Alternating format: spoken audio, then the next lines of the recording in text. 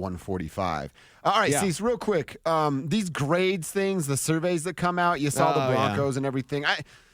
I don't know how much you want to put into this thing. Obviously, it matters for the players, and they take this. Greg Penner, they got a great grade. Were voted as a top 5 ownership group. They were in there at number 4. And obviously, I don't know how the hell they're not number 1. They're the richest. That means they're the best. They also got good grades in nutrition and dietitian, an A- overall, thanks to our guy, Bo Lowry, we've talked so much about. Not scoring well. And I'm reading this on 9 News. Mike Kliss had a piece. Was team strength coaches. Head coach Sean Payton didn't get a good grade, was 26 out of 32. And then treatment of families, which I actually have a problem with, was number 23. So that's interesting to me. Those were their bad grades. And some of the things with Sean Payton was like about time management. And I think that if anybody's listened to Sean Payton speak, you know he's not really good at time management because he wants to tell you everything and doesn't really give a damn what's on your schedule.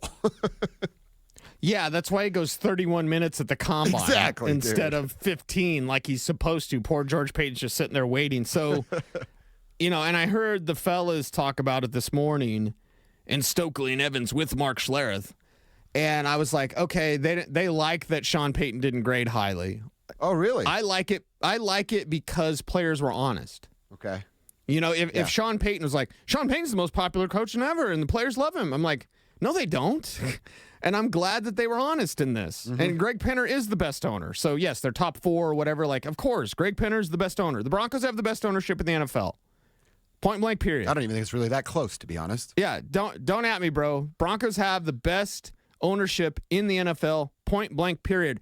Their coach, he's a little rabble-rouser. Mm-hmm. He's a little cantankerous at times, right? I love that word. Don't even know what it means. He's cantankerous, right? So Sean Payton needs to ruffle some feathers, rousing the rebels. Is that what it is? Are you a rousing rebels or rebel rouser? Rebel rouser? Does that mean arouse? I'm a word entomology guy. I should know this. But either way. Yeah, that's your job Sean on the Payton, show. Right. That actually means this. Sean Payton's, he'll get under your skin, right? He's a little bit of a pain in the ass. But I like that. I don't want a coach that's Nathaniel Hackett that's like hugging you, asking uncomfortable questions about your wife. I always thought the Sierra thing was weird. Like, you're weird about, Russell Wilson. Hey, guys, I'm a dancer. Like, and then asking stuff about Sierra. Like, that's just weird. Don't be weird about a guy's wife. So Nathaniel Hackett, was always weird. So, listen, Sean Payton, hey, he's a little, cantankerous. I'll keep using that word, and maybe I'll look it up. But, okay, good. Yeah, he's going to ask a lot of you. He's going to demand a lot of you. This is football. It's not for the weak of mind. Mm-hmm. It's not for the weak of heart. Go out there, kick ass, double live gonzo. And if you can't, Peyton's going to tell you about it. Go be better. You don't like it. This sport isn't for you. It's not for babies, right? Yep. It's not for people have to call security when someone threatens them at Starbucks. Football is not like that. It's not meant for you. Yeah. It's meant for the non-well-adjusted who sometimes overweight men and windbreakers will yell at you. That's right. So, yes, I'm glad that Sean Payton is 26 on this. Oh, I wish he was 32.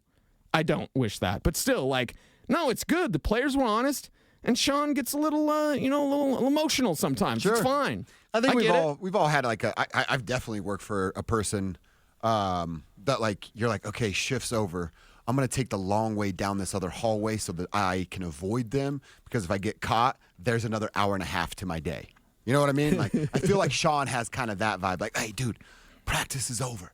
I'm going to sneak out this side door so that I don't have to talk to Sean about that third down play, and I'm here till 6 o'clock. I'll see you guys in the morning. That's what I feel like it is at Broncos Park, powered by Common Spirit. Would you like some tea? I'd love tea. You love the tea? Yeah. Okay. I love honesty. Yeah. And when our fearless leader, Amanda, took over, and it was a couple months in, I was at the Senior Bowl, and I had done a segment like Denver Sports Tonight or whatever. And I was a caller, man. I didn't go to school for this. I don't have a college degree. I went to basically tried to go to class for a semester in community college and then got put on academic probation because I didn't go to class. Sorry, LCCC. Still love you. Still rep the Golden Eagles. So I just had asked Amanda. I was like, Amanda, I've never really been coached. I've been doing this a long time. tell me what you think. Tell me what you think, right? Just tell me what you think. Because she's new to the market, hasn't experienced the Cecil Lammy experience, right? So I'm at the Senior Bowl, super excited. Get a phone call from Amanda. I'm really, really excited. Hey, Amanda, what's going on? Hey, I listened to your show. I got some notes. And I was like, okay, nice. I got some time. Tell me what's up. And she's like, yeah, you kind of suck. Like this whole like Cecil the Diesel thing, like that kind of sucks. That kind of stinks. Yeah. Like you got to stop, I guess it was talking. I still haven't quite figured it out, so I hope I'm better now. I hope I'm better. Of like the talking fast or getting. I'm like, okay, I'm emotional, opinionated. I get it, but I appreciated the honesty because, especially in this business, but in any business, you don't want your boss to just kind of blow bubbles at you, right? And just be like, "You're the greatest. This is awesome." No. She was like, "Hey, this kind of sucks. You need to do this. You need to get better." And it's a constant, my competition, because you think there's competition for Dover and Cecil. Come on. We're going to rocket to the top of the charts. That's our goal. But my competition is to every day be better than I was the day before. Mm-hmm. Right? And when I had someone honest with me, as maybe hurtful as it is to hear someone say, hey, that thing you've been doing for 20 years, you're not real good at it. You could be better. I like that. So when Sean Payton gets in these guys' kitchen, if I'm playing for Sean Payton, I'm running through a brick wall for that guy. I don't care if he yells at me or whatever. And Amanda, you know what I do for her? I run through a brick wall. Why? Because she was honest with me. She's like the only one that was honest and said, hey, do this, do this, do this. This is good. Yeah. This sucks. Do this, do this, do this. And I'm like, okay, isn't that what we all want? So isn't this good that Sean Payton's 26th? Isn't that good? I mean, I think it's not something that he's going to care too much about, and I don't think he's going to.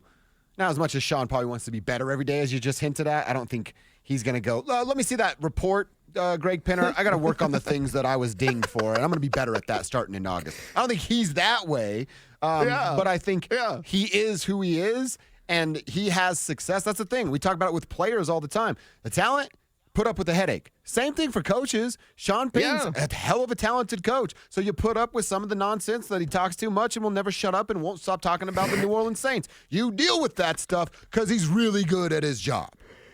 What does Greg Penner think of this grade? Right? and not his grade, but when and Coach Payton ranked 26 of 32. What did Greg Penner say? And if we were to be in the mind of Greg Penner, hey, Greg, Coach Payton ranked 26 of 32. What's Greg think?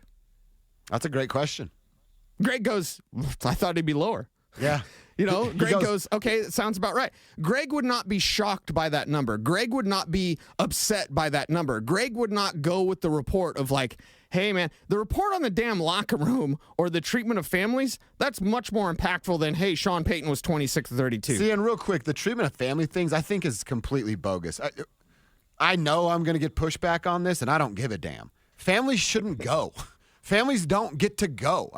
You go sit in the stands, and there's a family section just like there is at Ball Arena for Nuggets and Avalanche games, but you've seen it, Cecil. The Broncos take care of families better than any team I've ever seen. They have their own room. They have a private viewing room that's catered with food.